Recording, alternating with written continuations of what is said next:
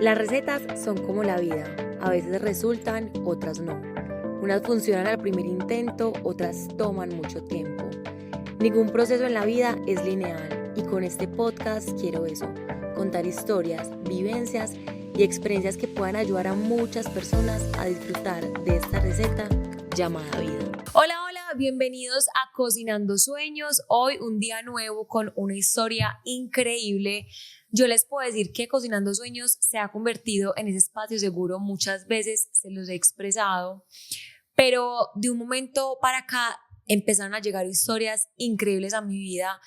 Y eso quiere decir que estamos como haciendo el trabajo demasiado bien, porque me llegan unas personas que yo digo, wow, o sea, de verdad tenemos que compartir ese testimonio, tu vida, tu enseñanza, tu aprendizaje. Y la historia con la invitada de hoy, yo a ella ya la había escuchado su historia alguna vez, pero me encuentro una amiga que se llama Albita en una comida y no sé por qué empezamos a hablar. Me dijo como, no, ¿cómo vas con tu proyecto, Cocinando Sueños? Y yo, no, súper bien, súper emocionada. Y me dice, ay, te tengo una invitada súper especial. Y me nombró a Carolina Hadwe. Tengo su apellido aquí anotado porque ella es árabe y es escritora, autora de un libro que se llama La voz que escondí. Es una mujer chilena con una historia bastante increíble, o sea, que viene hoy a dejarnos una enseñanza de vida que, bueno, no quiero explicar y contar muchísimo más, pero Caro, bienvenida, gracias por estar acá, gracias por tu tiempo y bueno, espero que conversemos muy chévere hoy. Manu, linda, muchas gracias a ti, a ustedes por estar escuchando, por estarnos viendo y espero que mi historia de alguna forma u otra toque el alma, toque el espíritu y les sirva. Así es. Bueno, se me olvidó decir algo muy importante que es de lo que vamos a hablar gran parte el día de hoy. Caro es especializada en terapia narrativa. Yo, o sea, no les voy a decir mentiras, yo nunca había escuchado acerca de esa terapia. Me gusta mucho todo el tema de psicología, me gusta estar como cercana con esa rama, pero de verdad que yo nunca había escuchado como literal cómo podemos hacer terapia con escribir y sanar como todo eso que hay por dentro. Bueno, Caro, empecemos. Cuéntanos quién es Carolina, cómo fue su infancia, cómo fue como todo este camino como de sus primeros años y ya nos vamos como desenvolviendo en la historia. Bueno, Manu, a ver, yo nací en Chile, toda mi vida viví allá en una familia, sí, súper unida, súper árabe, es un poquito lo mismo que se da aquí, que las familias son súper cercanas, pero en una familia árabe tú sabes que se da muchísimo más. Crecí entre 3 hermanos hombres, entonces siempre súper sobreprotegida, como que siempre ellos sintieron que tenían que hacer mucho por mí porque yo era la única mujer, porque estaba como La princesa. Sí. Y bueno, lo mismo con mi papá. Yo estudié en un colegio británico con mis amigas de toda la vida, después estudié periodismo y me casé y vivimos, ponte tú, 4 años en Chile, después 2, 3 años más en el campo y nos vivimos aquí a vivir a Medellín. Hace 5. Hace 5 años. Sí. Ok, y cuando estabas en Chile, o sea, estudiando, como que siempre sabías qué era lo que querías hacer o eso se fue como desarrollando en el tiempo. Sobre el periodismo. Sí. Sí, no, siempre tuve un manejo muy lindo con las palabras, con expresarme, siempre sentí que se me daba muchísimo mejor tener una hoja en blanco que expresarme así persona a persona, tú a tú.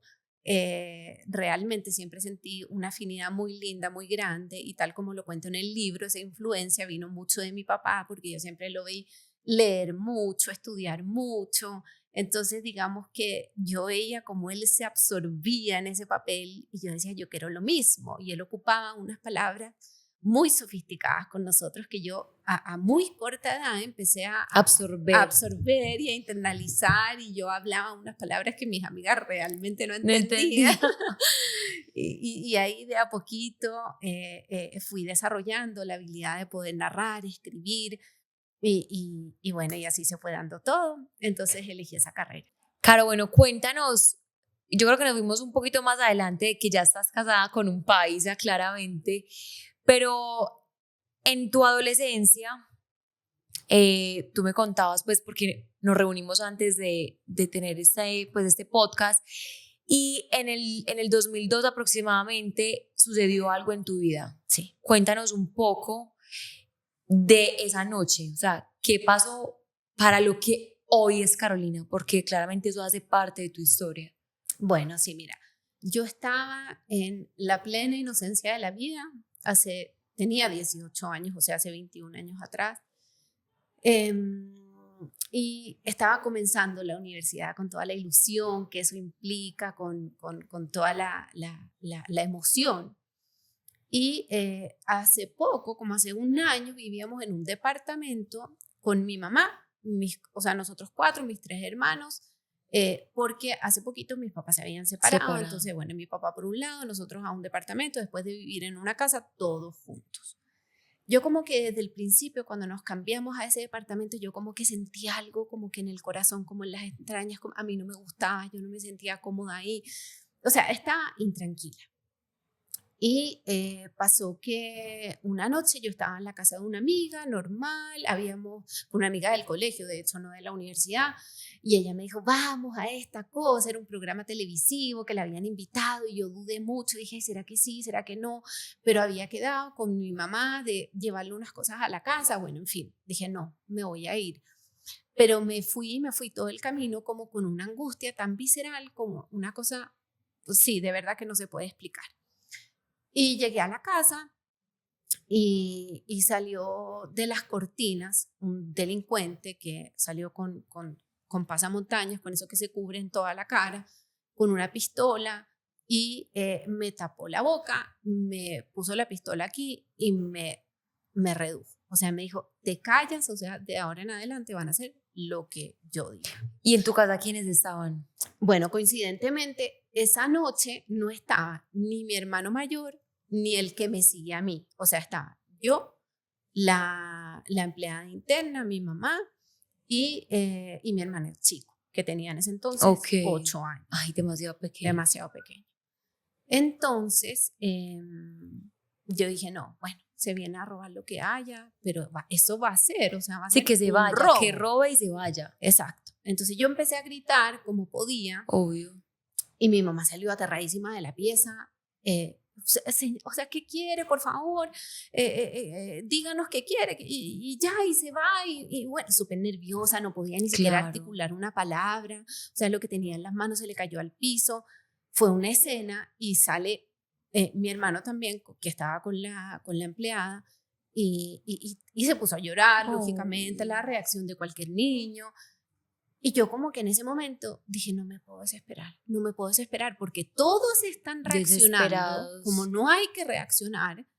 Y si yo no mantengo la calma, o sea, vamos a ser todos unos histéricos llorando, suplicando, cuando realmente lo que necesitamos es tener cordura para que este tipo se vaya lo antes posible. ¿Y él está en tu habitación? Sí. Entonces, bueno, empezó a desarrollarse el asalto, que dónde está esto, que dónde están las joyas, que dónde están las cosas.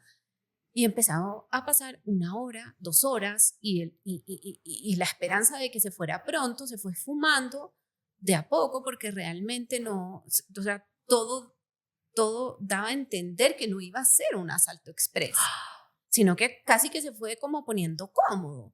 Entonces, bueno. Pero él los amarró, o sea, o se quedó ahí. No, claro, él nos amarró, o sea, fue un asalto con mucha violencia, con mucho resentimiento, porque si algo marcó la noche fue siempre el tono de ustedes los ricos, mira cómo viven, claro. O sea, todas estas comodidades, mira este departamento con calefacción, con el refrigerador lleno. Y estaban en invierno en ese momento. Estábamos en invierno. Le producía mucha rabia a mi hermano chico, porque claro, quizás él tuvo una infancia, y así fue, una infancia muy difícil que no es ninguna justificación para lo que hizo. Y entonces como que pero sus palabras expresaban el dolor que había el adentro. resentimiento, el dolor, o sea, una cosa impresionante. Bueno, la cosa es que yo me traté de defender como pude. La verdad es que siento que tuve muchísima fuerza para haber mantenido la cordura, aún teniendo 18 años y entendiendo que nunca nadie está preparado para nada. Jamás. Entonces, bueno, la cosa se empezó a poner cada vez más violenta. A mí me enterró un cuchillo, yo empecé a perder oxígeno. Finalmente fue una noche de terror, fue un secuestro de 11 horas en nuestra casa. ¿Y en el que cada a qué hora que horas? pasaba decíamos, Dios mío, ya, que esto sea lo último, que esto sea lo último. Yo estaba en toda la inocencia de la vida y sin embargo hubo abuso de por medio y eso fue algo que a mí me dejó, o sea, me quebró literalmente la vida en dos. Entonces, bueno, pasó que finalmente... Y mientras sucedió eso, tu familia, o sea... Bueno, yo traté de llamar a mi hermano. No, porque yo le dije, mira, déjame intentar llamar a mi abuelo, por favor, porque es que yo sé que si yo lo logro llamar y tú me dices cuánta plata necesitas, vamos o me la trae. No. O sea, tú buscabas la solución, o sea, tú creías que iba como solamente por algo específico y se iba. Exacto, no, y tanto que yo venía esa noche con un celular nuevo que había comprado y estaba en la caja y yo había alcanzado a dejar la caja en la cama. Cuando él me tenía amarrada sin poder hacer nada, yo con un dedito así abrí la caja del celular, lo prendí, intenté llamar a mi hermano, no me contestaba. Bueno, finalmente yo perdí la esperanza de que no iba a llegar ayuda. Ya eran las 2, 3, 4 de la mañana. Nadie llegaba, entonces ¿Y a ya. qué horas llegó? ¿Cuándo empezó todo? A las 9 de la noche. Ok. Más o menos. Entonces, bueno. O sea, allá a la madrugada ya estaban devastados. Exacto. Entonces, cuando yo intenté una vez salir de la casa para pedir ayuda, él fue cuando él me enterró el cuchillo y yo poco a poco empecé a perder oxígeno, un oxígeno que yo decía, esto me está faltando el oxígeno porque estoy con tanta adrenalina, estoy tan como nerviosa, angustiada, que me está faltando el aire por eso. Yo no sabía que realmente estaba perdiendo aire por el pulmón y esa era finalmente la causa. Por la misma adrenalina no sentías que estaba sucediendo en realidad. Exacto. Entonces ya al final de la noche, después de que ejerció demasiada violencia con nosotros, nos dejó a todos amarrados, nos dijo que nos teníamos que tomar 10 pastillas para dormir para mi hermano chico, 12 para mi mamá, ¿sí? Entonces, ¿y él llevó las pastillas? No se las sacó. Las sacó de la casa.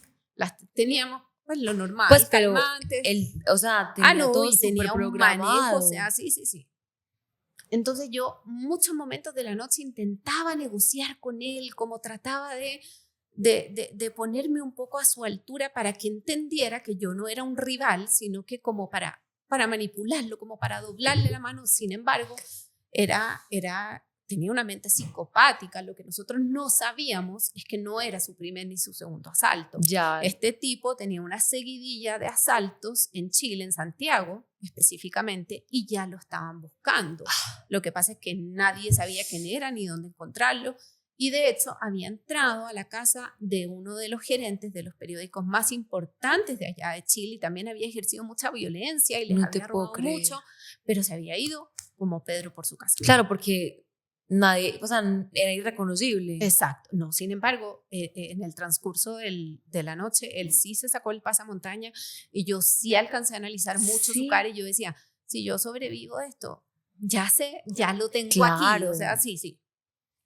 Entonces igual de campante como se fue de nuestra casa a las 6 de la mañana, claro que nosotros ya estábamos perdidos en el sueño, imagínate, después de tomar tantas pastillas. ¿Y agredió a tu mamá? No, mi mamá también, o sea, fue horrible, una violencia impresionante. Mi mamá también, como estaba tan nerviosa, eso a él le generaba como más rabia aún. Claro. Por eso yo trataba de controlarme tanto y muchas veces, en muchos momentos me echaba la culpa a mí porque él se exasperaba cuando alguien hacía un ruido o lo que fuera porque él pensaba que era alguien desamarrándose, alguien intentando algo. Entonces yo era, no, yo fui, no, yo hice esto. Entonces, el golpe y la cosa. Y yo ya tenía mis ojos morados, o sea, me los enterraba, yo me acuerdo que me salió sangre de los ojos, o sea, yo ya no, o sea, no era persona, mi cara entera estaba roja. ¿Y cómo hiciste con el tema de la herida? O sea, Bueno, y tenía también una herida acá sangrante que me estaba, o sea, sangrando y sangrando y sangrando, pero yo no, o sea, no te puedo explicar, Manu, lo que la adrenalina hace en el cuerpo de uno. Es impresionante, o sea. no, y yo creo que también es como la mente lo primero que dice es, yo quiero vivir, o sea, Sí. sea lo que sea, yo quiero Sí, salir como de uno esto. se aferra a la vida con uñas, es impresionante. Entonces, bueno, cuando él se fue del departamento, nosotros estábamos completamente dormidos y yo ya estaba, o sea, al borde Y salió de la muerte. tranquilo, o sea, por la puerta normal. Tranquilamente, tranquilamente. Sacó muchas cosas, sacó equipos de rugby de mis hermanos que jugaban en el colegio en ese entonces, sacó unas medallas de oro, pero yo creo que él se fue decepcionado de que iba a encontrar mucho más de lo que encontró. Claro, Entonces también esa fue parte de su rabia. claro. Nosotros, imagínate, viviendo con una mamá que tiene una caja fuerte, o sea, te creo, uno está con el papá o lo que sea. Bueno, en nuestro caso, cero de eso. Entonces, afortunadamente, la empleada de la casa se alcanzó a desamarrar, fue a avisar al departamento al lado, y del departamento al lado salió el vecino, o sea, así, ¿qué pasó? ¿Qué pasó? Y se encuentra con esta escena de violencia, o sea, todas las paredes de la casa manchadas con mi sangre, Ay, o sea, todo en el piso, o sea, imagínate. Bueno, o sea, una escena del crimen literalmente. Bueno, llegó la policía, llegó la brigada de investigaciones, llegó el otro, tal. ¿y tu papá? Mi papá estaba por su lado, o sea, le estaban contando de a poquito, dosificadamente para que tampoco fuera. Sí, algo pues. Exacto. Entonces, bueno, nadie entendía por qué yo estaba así de morada, por qué me faltaba el aire. Y finalmente descubrieron que, claro, que era un neumotórax, que estaba perdiendo oxígeno, y ahí me llevaron a la clínica directamente en ambulancia. Todos nos llevaron en ambulancia súper rápido y llegamos, me operaron, una cirugía súper larga. Bueno, finalmente todo salió de maravillas.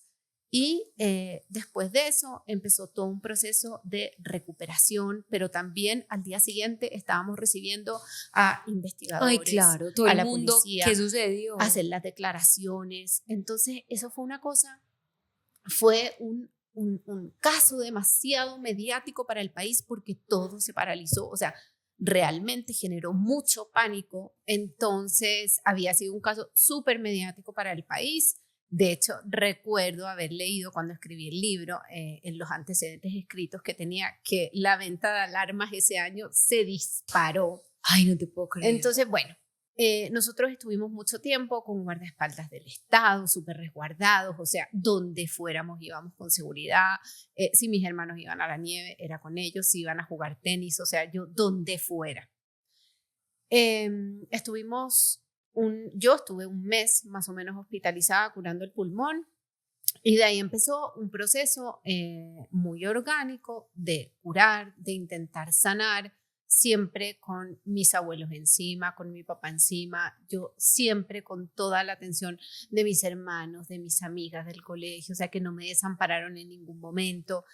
Y todas esas cosas, todo ese apoyo, porque además que todo el mundo era tratando como de pintarte las cosas lo más lindo posible.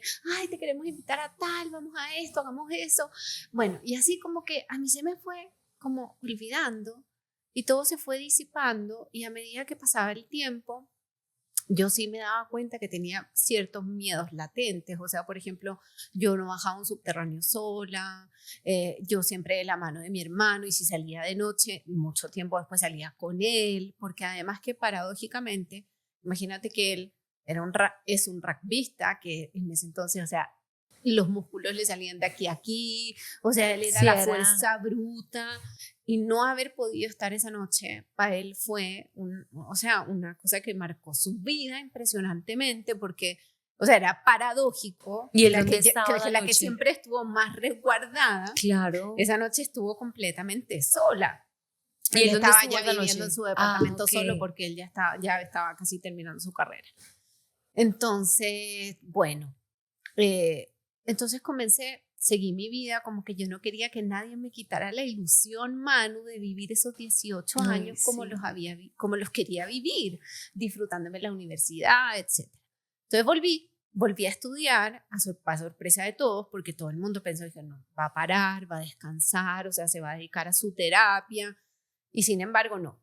Quise volver, quise retomar mi vida lo antes posible y dejarlo atrás, pero siempre había algo que a mí no me dejaba avanzar como yo quería, o sea, simplemente miedos, o sea, por ejemplo, de subirme al auto y yo siempre miraba atrás, revisaba la maleta, porque además que una de las amenazas de él fue que me iba a llevar y que me iba a dejar tirada en cualquier parte, entonces ese miedo del auto se me quedó acá. Y llegar a tu casa, por ejemplo, revisar todo, Exacto, que no hubiera exacto. nadie. Entonces, bueno, nosotros lógicamente nos fuimos a vivir a otro departamento, a un piso 9, entonces yo me sentía tranquila, me sentía súper segura ahí. ¿Y antes en qué piso vivías? No, en un segundo. Okay. Fue por eso, sí. Entonces, bueno, empezó un proceso judicial muy largo, toda la policía abocada a buscarlo.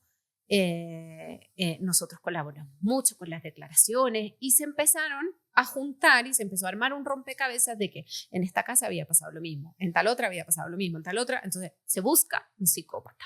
Y esos eran los titulares de los diarios. Increíble. En ese entonces. Entonces, recuerdo uno puntualmente, un psicópata anda suelto. Entonces, imagínate el pánico que eso generaba y además el pánico que te daba a ti como leerlo, y yo lo viví.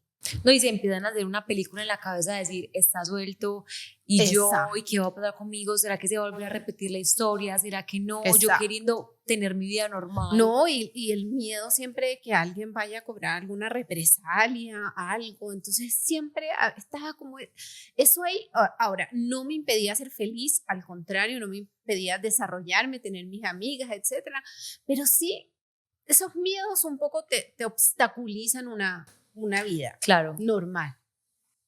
Entonces, bueno, al tipo finalmente lo encontraron, lo metieron a la cárcel de alta seguridad en Santiago, resguardado no solo con los mejores gendarmes que ya tenía la cárcel, sino con un equipo especializado del gobierno que los ocupan cuando existen casos de terrorismo, secuestro, o sea, una cosa ¿Y brutal. tú qué sentiste cuando te dijeron, lo cogieron?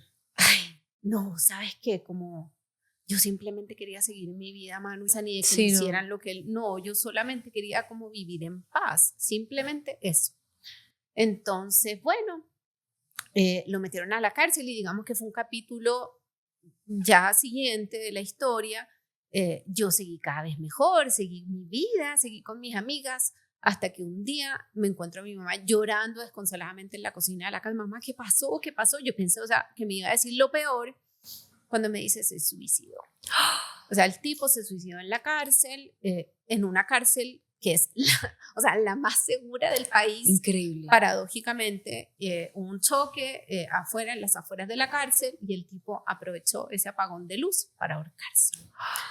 Y yo lo único que sentí, y qué pesar que uno tenga que sentir la muerte de otra persona para sentir paz, pero yo sentí, o sea, ya no está su sombra. Y por otro lado, mi mamá súper angustiada porque decía, pero ¿por qué no pagó? Claro. Si yo quería que él viviera, o sea, que viviera el sufrimiento que nosotros vivimos esas 11 horas. Y yo decía, mami, pero imagínate que ya no está, o sea, ya no hay ningún fantasma. Y como que desde ese día, yo te podría decir que empecé a vivir más tranquila. Bueno, pasaron 10 años por mi vida pasaron lo que pasa normalmente en la vida de una mujer de 20 a los 27 más o menos que conocí a mi marido. Ya estaba a punto de casarme cuando me enteré que habían sacado un libro y habían hecho una película. De él. Pues de tu historia. Exacto. Okay. O sea, no de nuestra historia, pero sí de su pasar, de su pasado, de la violencia, o sea, como un poco victimizándolo a él. Y yo siempre, de alguna forma, sin hacer consciente este pensamiento, sentía que él pudo dar su versión, que él tuvo una victimización, Pero sin embargo, como que nosotros, ¿qué? O sea, ¿qué pasa con nosotros? Porque todos se centraron en pobre vida de este delincuente. Y además una película, yo decía, Dios mío, o sea, qué duro cuando ni siquiera a ti te preguntan, ¿sabes qué? Vamos a hacer esto, ¿ustedes cómo se sienten con esto? Etcétera. Sí, fue como algo plenamente como saltarlos encima. Claro, antes de que sigamos, te hago una pregunta. Cuando a él lo cogen, ¿a ustedes nunca les dijeron como familia, no sé, quieren verlo o no sé, algo? Bueno, sí. Pues porque, claro, como nunca tuvieron la oportunidad, pues no sé, por eso pregunto si tuvieron la oportunidad como de hablar directamente con él o nada. O sea, mira, nosotros estábamos en la casa de mis abuelos, porque antes de irnos a vivir a este departamento nuevo, vivimos 2 meses con ellos. Y un día a las 10 de la noche el abogado llegó a la casa, súper nervioso, necesito hablar con don Fuad, que era mi abuelo. Bueno, como que mi abuela estaba súper nerviosa, qué sé yo, ¿qué pasó? Encontraron a un tipo que tiene todas las características que ustedes describieron en sus declaraciones. Y yo sé que es muy duro, yo sé que es difícil, pero necesitamos que lo vayan a reconocer. Entonces, como que ahí mi hermano grande saltó y como que dijo, no, o sea, mi hermana no se puede exponer a esto, ya ha sido demasiado. Y el abogado decía, no, pero es que yo sé que le he pedido mucho, pero si ella lo reconoce, o sea, ya es la prueba fehaciente de que el tipo efectivamente es, porque finalmente fue el secuestro más largo que había cometido, o sea, un secuestro en casa. Entonces, digamos que yo tenía su imagen aquí. Y después o sea, ni siquiera lo pensé, yo dije, sí, ya. O sea, esto es, ya, si hago esto, ya. O sea, casi que la graduación. Sí, es la puerta para el otro paso, que es para lo que sigue. Exacto. Entonces fuimos a una rueda de presos, me acuerdo que salimos a las 12 de la noche, 1 de la mañana, en 3 camionetas blindadas, una adelante, después mi mamá, después yo atrás, con no sé cuántos gendarmes, o sea, ni siquiera prendiendo las balizas, porque era, o sea, además que habían burlado la prensa, no sabes cómo, para que nadie se metiera en el proceso ni nada, y llegamos a un galpón, o sea, todo oscuro, o sea, era una cosa. Y yo me acuerdo que tomaba de las manos de mi hermano grande, o sea, y él sudaba, y yo decía, Dios mío, o sea, ¿dónde estoy? ¿Qué voy a hacer? Pero bueno, se mantuvo la serenidad, nos bajamos, habían 5 delincuentes, todos más o menos con las mismas características físicas, y en el momento en el que yo vi los 5, centré mi mirada en el del medio y era él. ¿Y tú sabías? Y yo sabía.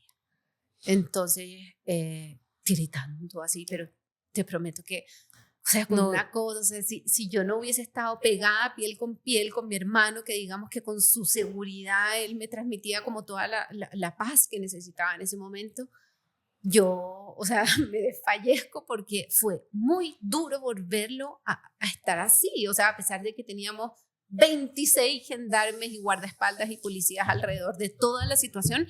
O sea, es intimidante. Al fin y al cabo es revivir un sentimiento completamente, o sea, recordar a flor de piel. Exacto. Y a esa rueda de presos habían ido las demás familias que habían sido atacadas también. Entonces buscaban precisamente esa coincidencia. ¿Y aproximadamente cuántas familias sufrieron lo mismo? 4. 3. Okay. 3. Y había asesinado a una niña también de 18 años.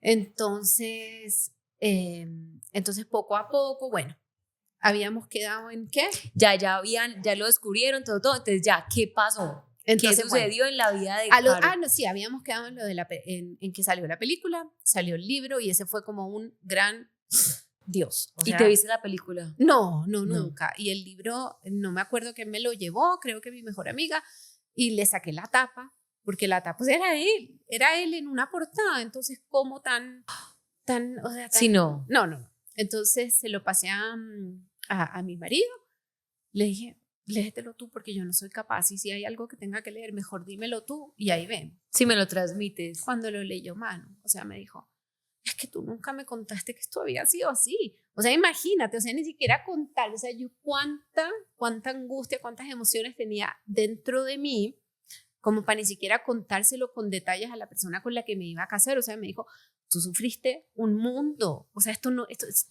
fue un asalto, o sea, esto es algo... Una noche de terror. O sea, una noche que nadie en su vida quisiera vivir. Y yo, bueno, sí, así fue, qué sé yo, bla, bla. Fue muy lindo porque él también entendió muchos miedos que yo tenía, que antes para él era verdaderamente irracional. Caro, te hago una pregunta. Cuando tú empezaste esa relación con tu actual esposo, ¿cómo hiciste para transmitirle eso? O sea, porque no fue como, hola, ¿cómo estás? Yo soy Carolina, me sucedió esto, ¿quieres estar conmigo? No, pero ¿cómo fue? Porque obviamente una relación se va conociendo los males, los buenos de la pareja, pero igual eso es algo que va a vivir contigo el resto de tu vida, puede que cada día sea más sano, más, lo sanes más, pero ¿cómo le transmitiste eso a tu esposo? O sea, yo le hice un breve resumen. Muy breve. No, o sea, no tan breve, pero lo que pasa es que él era el que era para mí, porque él es todo lo que yo no soy, o sea, el más despreocupado, el que no le tiene miedo a nada, el que por él, o sea, se expone a las cosas más peligrosas del mundo porque eso a él le produce adrenalina y le encanta, en cambio que yo soy siempre, pero sí hay que ir allá, pero sí tenemos que ir de noche, pero sí tal, pero sí esto, entonces como que él, como siempre ha vivido, como que se lo tomó como, bueno, y finalmente, este caso sí impactaba mucho a Chile, a Santiago, que era como tan tranquilo en ese sentido, o sea, en esos años. Pero aquí digamos que ustedes estaban tan acostumbrados a escuchar ese tipo de historias tan duras, que yo creo que por eso mismo, él tampoco como que, o sea, sí le tomó el peso, pero también fue como, bueno. Entonces, bueno, nos casamos y a los 3 años nos fuimos a vivir al campo. Entonces llegamos al campo y yo ya no estaba en ese departamento, piso 9 o 17, cuando ya después nos casamos y vivíamos juntos. Y yo me sentía tranquila, ya no tenía a mis hermanos a la vuelta de la esquina, ya no tenía a mi papá cerca. Entonces empecé como como estoy sola. Y vivíamos en un campo, literalmente, donde las únicas fronteras eran los huertos, era el verde, o sea, eran los árboles. Entonces, por más que la mejor superalarma, la mejor esto, los perros, o sea, nada. Y empecé a sentir una vulnerabilidad. Y esa fue la primera vez que yo dije, la vida me está enfrentando a esto, porque no me he hecho cargo de las emociones, del pasado, no he terminado de entender la historia tal como fue, etc. Entonces, la vida es tan sabia que cuando tú no te has hecho cargo de esas emociones, de ese pasado, de lo que pasó, de lo que te pasó, la vida una y otra vez te enfrenta de alguna u otra forma a lo mismo. Te lo recuerda 100%. En mi experiencia fue súper explícito y fue casi lo mismo. Un día estábamos, bueno, en el campo. Tú sabes que en Chile en invierno se oscurece súper temprano. Nos llegó un WhatsApp a las 3 de la tarde de la unidad, que no era unidad en el campo porque era prácticamente todo abierto. Y dicen, ¿saben qué? Hay un auto sospechoso que anda por ahí. Entonces yo empecé otra vez a sentir, o sea, se me paralizó la voz, bueno, me bloqueé completamente y le dije a Carlos, ¿sabes qué? No, pongamos la alarma. Ay, pero ¿cómo vamos a poner la alarma? Son las 6 de la tarde. No, pongámosla. O sea, si se advirtieron es por algo. Yo estaba con mi chiquitita en brazos ya haciéndola dormir cuando se dispara la alarma. Y yo, Manu, o sea, mira, te digo que si yo no hubiese estado en una cama con ella, yo la dejo caer de la impresión, de todo.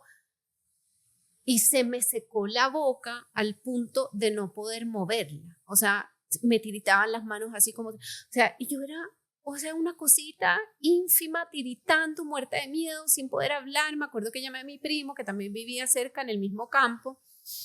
Y lo tenía al otro lado del teléfono. Y yo era así, sin poder hablar. Entonces, bueno, finalmente nada pasó.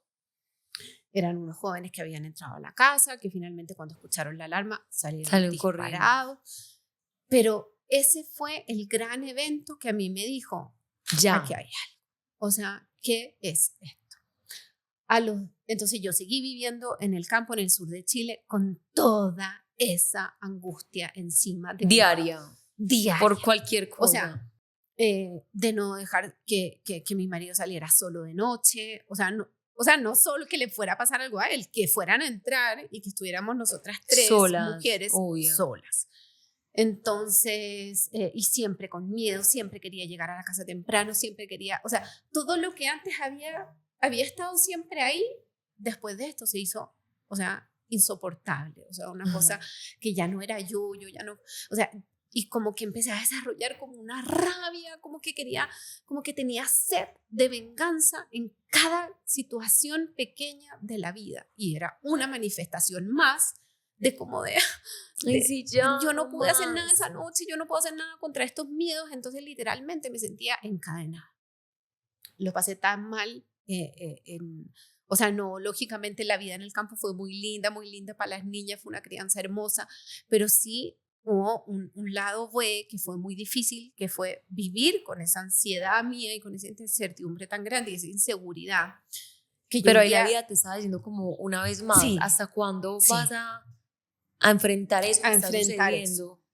Entonces yo, como una medida de salida, se me ocurrió decirle a Carlos, ¿sabes qué? Aquí no es, vámonos. Mira, finalmente no nos fue tan bien como esperábamos en el campo, las cosas como que no se daban, y yo le dije, vámonos y démosle una oportunidad a Medellín, vamos a estar con tu familia, vamos a probar, vamos a ver, igual tú estudiaste allá, entonces bueno, tienes tu pase. ¿Y ya habías venido a Medellín o no? Sí, Okay. Muchas veces de vacaciones. Entonces, llegamos para acá, pasó el tiempo, un año, entre que nos acomodábamos, después llegó la pandemia y yo empecé a escuchar un podcast abiertamente donde las personas como que iban y sacaban a flote muchas historias difíciles de vivir, que habían vivido, perdón, y duras, e inspiradoras, y yo siempre en mi cabeza decía, "Ay, ¿qué tal que escucharan la mía? ¿Qué tal que escucharan la mía?" Y empecé a sentir como una cosa que como que o sea, como que el corazón me decía, hazlo, que sí necesitan escuchar tu historia. Y así como soy, le escribí a Ana Isabel Santamaría y le dije, mira, yo soy tal y yo creo que esta historia le puede servir a muchas mujeres. No sé qué piensas tú. Listo, sí, grabamos el podcast y era primera vez en mi vida que yo hablaba de esto. O sea, yo hablé de esto con los policías con los que les tuve que dar la declaración. ¿Con tu familia, con tus amigos? No, con mi familia no, Manu, porque finalmente... O sea, ellos se quedaron con esa historia de lo que sucedió la noche, pero nunca lo nunca hablaron. Nadie se sentó conmigo o sea, ¿qué sientes? ¿Qué es esto? Porque era una familia donde, y todavía, donde las cosas como que se guardan, se esconden. Sí, como que sigamos la página. Sí, sigamos la vida. Bueno, aquí están todas las herramientas que vamos a hacer con esto. Pero sí, era como sigamos adelante. Y entonces yo me fui como enterrando y guardando todas estas emociones, todos estos miedos y todos estos recuerdos en mi mente, y solo me preocupé de seguir adelante y vivir lo más feliz posible. Y de verdad sí fue una vida muy linda, hasta que ya se hizo insoportable.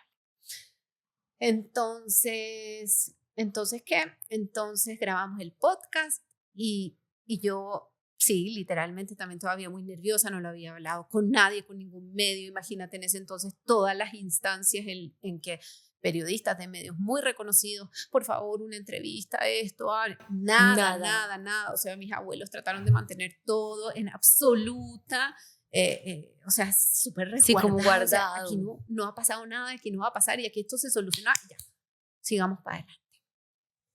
Entonces, y después del podcast, me empezaron a llegar muchos mensajes de, pero tú, ¿por qué no has hecho con esta historia algo más? ¿Por qué no estás dando conferencias de cómo saliste adelante? Y yo, no, tampoco, o sea, sí. Ahí todavía no. Voy paso a paso. Ajá. Y empezó a madurar una historia, o sea, algo que mi marido siempre me decía como, ay, tú deberías escribir un libro. Y yo, o sea, de verdad que casi me ofendía porque yo le decía, o sea, ¿es en serio? O sea, yo cómo, o sea, tú conociéndome, como soy de reservada, conociendo a mi familia, a mis abuelos, como son de herméticos, de todo, yo cómo voy a ventilar mi vida así. Y me causaba como una cosa. Sí, como no, ni lo creas, sí, que lo voy a hacer. Sí. Y un día le dije, ¿sabes qué? Lo estoy pensando. Y entonces empecé a pensar, a cómo analizar la idea. Y yo dije, me voy a quedar en una idea hasta que hable con mi papá y con mis 3 hermanos hombres. Porque ya mi mamá ya mi mamá el año pasado cumplió 10 años desde que se murió. Ella finalmente fueron 10 años de tormento, de no poder superar la historia, de depresión, hasta que finalmente, o sea, le costó la vida. Entonces dije, voy a hablar con mi papá, con mis hermanos, y voy a ver si es que para ellos, o sea, no si les suena la idea, pero si están de acuerdo. Sí, porque, claro, porque si había uno que no estuviera de acuerdo, yo definitivamente no lo iba a hacer, porque yo no quería remover tampoco no voy a el ser dolor parte de la nadie. historia. Exacto. Pues, o sea, es como una decisión también que los incluye a ellos. Exacto. Entonces les conté que había grabado un podcast y les conté que tenía la idea de hacer un libro. Y yo, o sea, muy, muy, muy a sorpresa me encontré con un sí. Sí, Caro, dale. O sea, no felices ni nada, lógicamente. Sí, pero sí, yo creo que tranquilos de que si esta historia iba a traspasar a muchas personas que quizás se encontraban en situaciones similares, no exclusivamente de abusos o de secuestros, pero sí problemas, traumas, pérdidas, etcétera, que le pudiera servir, y iba a ser un testimonio muy bonito. Entonces empecé la escritura y de a poco como que empezaste a liberar. Empecé como y a drenar y a drenar, y me empecé a meter en la parte dura de la historia y empecé a revisar expedientes, declaraciones, hablé con el abogado. O sea, literalmente armé un el rompecabezas de lo que hacía, de lo que había sido todo. Hubo momentos muy difíciles, como leer la declaración de mi mamá, que ya no está, la declaración de mi hermano chico, que en ese entonces veía las cosas como de una manera... Sí, pequeño. Sí. Hubo muchos momentos en los que pensé que no iba a poder seguir escribiendo porque el dolor, o sea, me impedía. O sea, yo escribía y me limpiaba y yo empecé a llorar. ¿No te pasó muchas veces que tú eras como, ay no, ya no lo voy a sacar? Sí, claro. Una vez me acuerdo que literal le dije a mi marido, ya no. No, yo no voy a hacer esto me quedó grande, esto es demasiado sufrimiento, o sea, esto es volver a conectar con el dolor, cuando realmente lo que necesitaba era eso, conectar con el dolor para sentir lo que no había sentido nunca. Sí, porque una cosa es sentir el dolor de la noche, y sí, efectivamente fue súper sufrido, pero otra cosa es sentirlo después, entenderlo, repasarlo, vivirlo, vivir la pena. Porque yo simplemente me preocupé de seguir adelante, enterrando una historia, no fue más que eso. Entonces, sin embargo, persistí, seguí escribiendo, y en el camino, cuando ya llevaba más o menos como el 70% del libro ya casi escrito, empecé a sentir que yo ya no tenía ciertos síntomas como de la angustia, del miedo latente, dermatitis en las manos. Me fui a hacer el examen de la tiroides y el doctor, mira, ya no está tan hinchada. Y yo como, no, ¿qué es esto? O sea, de verdad, increíble. Esto tiene este alcance. Además que yo lo hice de una forma tan metódica, Manu, porque yo estaba escribiendo un libro. Yo no podía dejar, o escribía una semana y a la otra no. Yo lo hacía sagrado todo periódicamente, el día. O sea, juiciosa. Exactamente. Y además la mayor parte a mano. Yo fue casi al último que después lo pasé a computador. Entonces yo dije, bueno, ahora viene entonces la etapa de mostrárselo a una editorial, aunque yo ya igual más o menos lo tenía medio conversado y todo. Entonces hablé con Penguin, que fue la editorial, y me dijeron, bueno, sí, o sea, nos parece una historia muy linda, un testimonio hermoso, pero tú tienes que entender que hay otros autores que están hace 4 años esperando, claro, como su turno. O sea, antes de 2023, 2024 es imposible.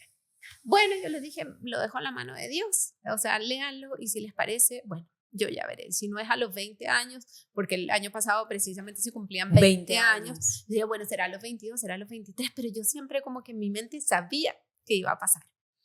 Y a los 2 meses me llama la editora y me dice, mira, Caro, no solamente sí, sino que sí, y este año, o sea, ya, en 3 meses termina lo que lo que te falte por escribir, y lo publicamos, y bueno. Entonces como que todas las puertas se me iban abriendo, como que todo fue un proceso muy bonito. Mi familia siempre, mis hermanos súper orgullosos, siempre apoyando, siempre, bueno, démosle, te vamos a acompañar, y cuando es el lanzamiento. Entonces, bueno. Y fue en Chile. Y cuando lanzaste el libro. Y fue en Chile. ¿Y cómo puedes regresar? Ay, difícil, porque es que yo en ese momento me di cuenta que si no hubiese sido que yo estaba acá en Medellín, yo ese libro no lo escribo. No lo escribo porque es que yo también me fui de allá tratando de dejar un pasado atrás. De escapar. Entonces, de cuando una... como que uno ya se aleja y lo ve de otra manera y además lo hablaste y te expusiste ante personas que lógicamente el público es más colombiano, el de ella, Claro. que no te conocen, que no conocen la historia, es otra cosa. Es otra cosa. Entonces yo dije, primero ya sé por qué me fui y segundo, ¿qué hice? O sea, yo me acuerdo que aterrizó el avión y yo dije, Dios mío, yo qué bomba. ¿Será que sí? Sí, o sea, yo de verdad, y bueno, finalmente ya, para adelante. Y fue el lanzamiento y muy bonito y sentí que con ese lanzamiento como que ya se cortó la historia. Pero eran tantos los cambios que yo sentía en mí de estar más tranquila, de estar más entregada, de lo que va a pasar de todas maneras, así te blindes, te escondas de todo, o sea, porque lo que va a pasar.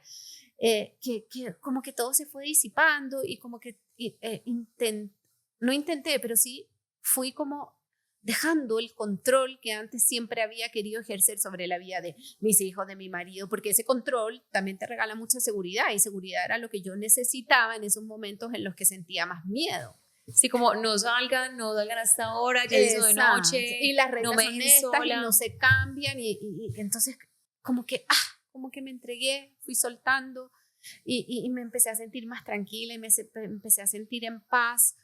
Y lo que hablábamos ese día, Manu, sentí que finalmente corté el hilo entre la persona que te hace daño y tú, porque finalmente cuando tú no cortas ese hilo se extiende a tu familia, a tus relaciones hijas, cotidianas, totalmente. a tu familia más cercana, o sea, a todo lo que haces en el día. Cuando uno hace así, ya. O sea, es la parte más liberadora. Y decir, te perdono, porque yo en el libro literalmente hago ese ejercicio, de decir, la tarea más dura de todo esto fue decir, te perdono. De corazón. De corazón. Yo siento que ya todo lo que he vivido en mi vida de alguna forma es una trenza para haber llegado hasta aquí, porque generalmente las personas que vivimos situaciones tan extremas y tan traumáticas siempre renacemos con esa intención de poder traspasar nuestra historia a personas que puedan ayudar.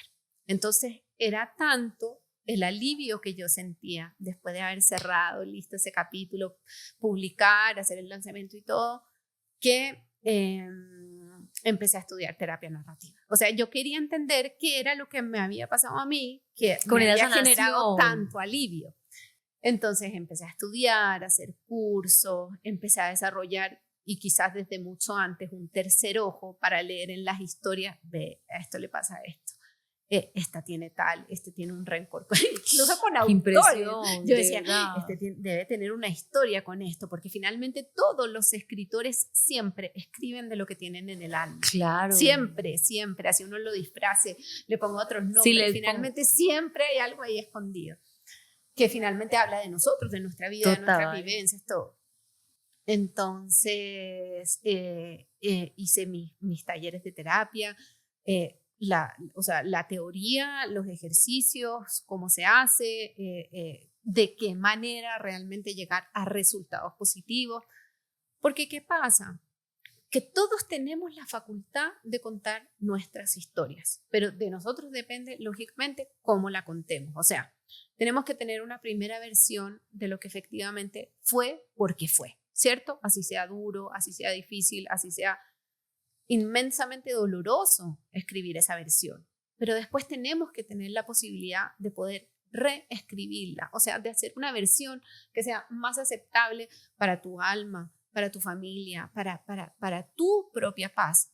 Y en esa versión podemos omitir personajes, omitir 100%. Capítulos, reinventar, novelar, si es que finalmente eso fue un poco mi libro. O sea, habían momentos en los que yo dije, este libro está muy pesado porque es muy duro, porque la experiencia, a pesar de que ahí hay de verdad, man, un 20% de la violencia que realmente fue. Si no especificaste todo lo que sucedió esa noche. Exactamente. Sin embargo, podemos entonces pasar a una versión que sea como...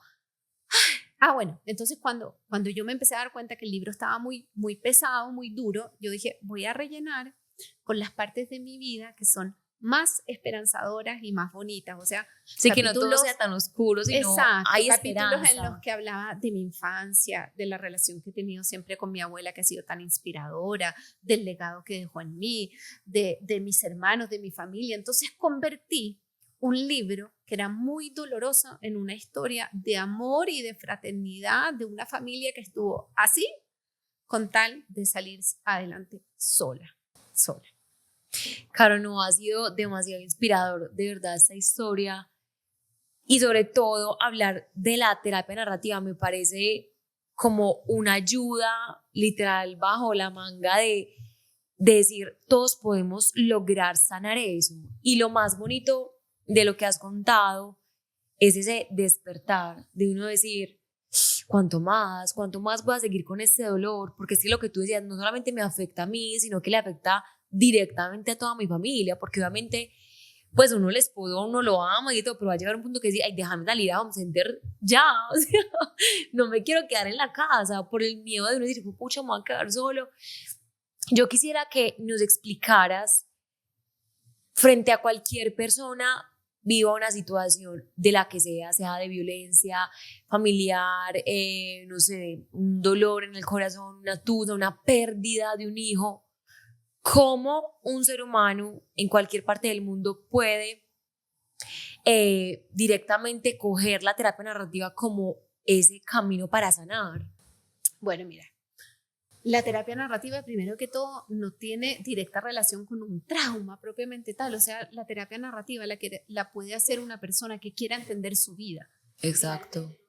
Entonces, el resultado de esa experiencia de adoptar la terapia narrativa como una doctrina, siempre como resultado va a haber una mayor gestión interior, de saber controlar las emociones, de tener como un equilibrio físico y mental más en orden, porque escribir alivia, porque finalmente cuando uno escribe, y sobre todo cuando escribe a mano, se comprometen procesos cognitivos e inhibitorios. ¿Qué pasa entonces? Que el secreto, problema o trauma se hace asequible y al mismo tiempo consciente. Entonces, cuando la mente logra asignarle un significado a lo ocurrido, es que entonces la mente logra encontrarle un sentido, un porqué. Y ahí es cuando somos capaces de bajar la ansiedad y encontrar la calma mental.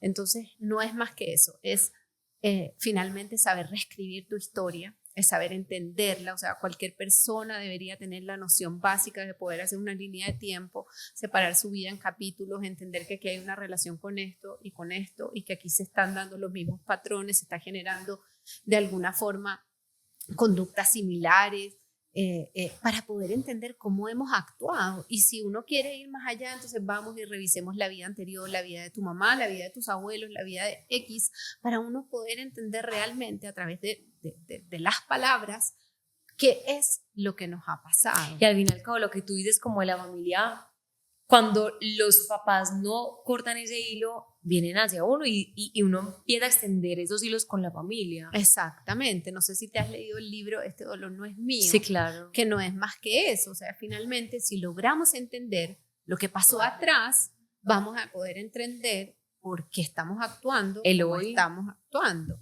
Entonces es eso, es revisar nuestra historia. Como les decía, la terapia narrativa no tiene por qué ser a raíz de un trauma, mucho menos. O sea, esto aplica para un síntoma, para una dolencia física, para una tusa, como le dicen para aquí. Lo que sea. O sea, para todo, porque finalmente nos regala muchísima sanación, paz mental. O sea, como hacer las paces con esa historia, con tu historia.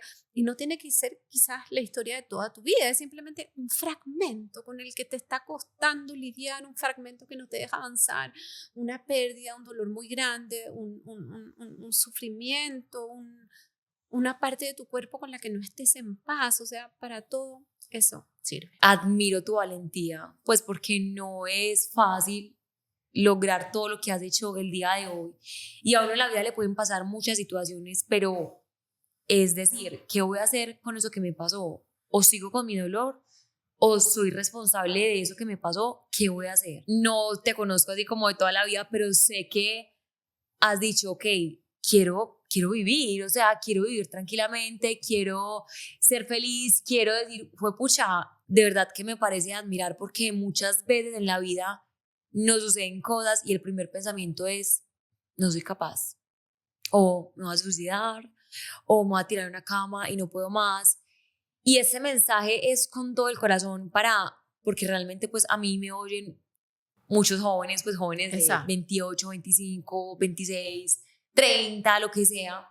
El mensaje hoy es, por más dura, complicada que sea tu historia de vida, siempre va a haber una oportunidad, siempre va a haber una luz, pero hay que dar un poquito de esfuerzo. O sea, nadie se va a responsabilizar de tus cosas, nadie más que tú, o sea, ni tu mamá, la gente te puede ayudar. Mira que tu familia era como, Caro, no, pero para adelante, ¿qué necesitas? La universidad, o no sé, vámonos de viaje, o tus amigas, vamos a cine.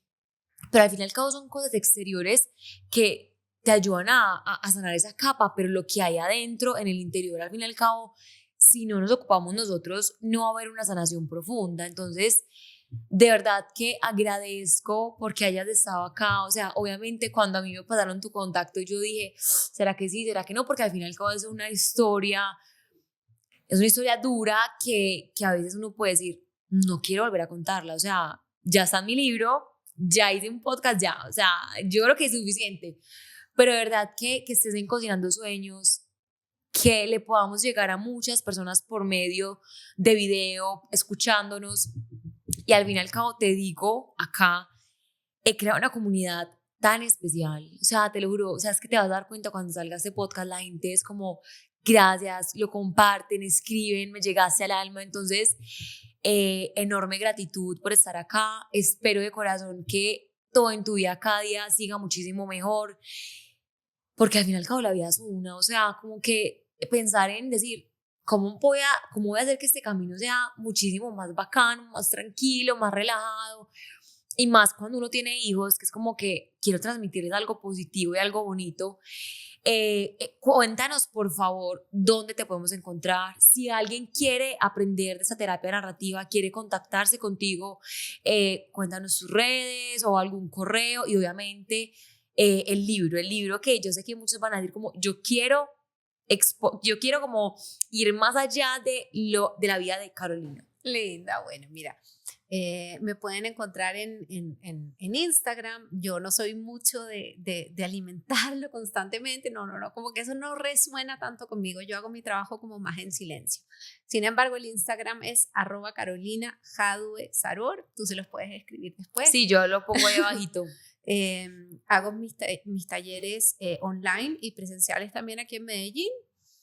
He trabajado de dos maneras. Este taller consta de 2 módulos que se dan en 2 diferentes días, en los que prácticamente enseño la teoría, cómo hacerlo, algunos ejercicios. Entonces uno se va con una perspectiva muy clara de cómo llevarla a cabo, qué es la escritura narrativa y qué no es, porque hay mucha gente que piensa que hacer journaling es hacer escritura narrativa y eso no tiene nada que ver. Escribir por encimita es todo lo contrario a escribir terapéuticamente. Y listo, y asistentes que se van súper contentas y felices con esas 2 sesiones y siguen adelante su escritura. Sin embargo, hay personas que me han dicho, quiero ir más allá. Quieren más. Quiero yo también escribir un libro, o no un libro, o no sé, una memoria, algo que esté ahí en mi nochero al lado de la camita y que yo sepa que aquí está mi historia. Y con esas personas he hecho un acompañamiento más cercano de tú a tú, en cómo vamos con este capítulo. Fíjate que aquí, mira, ojo con esta, porque hay tanto rencor en este capítulo. ¿Qué te pasó? Tú sí estás logrando ponerte en los zapatos de tal, y así movemos y damos vuelta a la historia hasta poder ser capaces de resignificar. Ok. Entonces, pues. Y si la gente quiere tomar la terapia, te escribe por Instagram. Sí, por Instagram también. Sí, bueno, ahí están todos mis contactos. Y el libro. Y el libro va muy bien, va creciendo. Fue muy bonito porque cuando llegamos de Chile, otra vez de vuelta de aquí de Colombia, antes de salir de allá, o sea, el día del lanzamiento, esa noche nos íbamos y como yo nunca había dado ninguna entrevista allá, menos antes del libro, me llama una de las periodistas más importantes de allá y me dice, mira, por favor, saquemos lo que sé yo, te prometo mucha prudencia, mucha discreción, porque si hay algo en lo que yo tuve mucho cuidado es que esta historia no se sea mala tergiverse, allí, y total. no sea malentendida como un porque ella cuenta y desnuda así su vida, sino Ok. simplemente yo quería que fuera dio su testimonio y es un testimonio que simplemente quiere traspasar fronteras y quiere llegar a muchas almas y muchas manos que lo necesiten, no es más que eso. No es por generar victimización, Sí, ni no, no, mucho no. menos, porque para eso realmente no. Entonces hice el reportaje con ella y fue muy lindo, lo abordó de una manera muy especial y cuando ya estábamos aquí salió el reportaje en el noticiero central y salió una psicóloga especialista forense diciendo que el libro ya lo estaban ocupando como terapia y que el material estaba sirviendo Increíble. para muchas mujeres que habían vivido Algo parecido. situaciones similares. Entonces mira, te lo juro que esas palabras, Manu, fueron como un bálsamo para mi corazón porque yo en ese momento dije, valió la pena. O sea, Cada si hay página. una persona que está llorándose ese libro y que está diciendo, o sea, yo soy capaz, o sea, si ella fue capaz de salir de eso, yo también soy capaz de salir Qué de eso y lindo le eso. genere un poco de esperanza de que efectivamente después del túnel sí hay luz.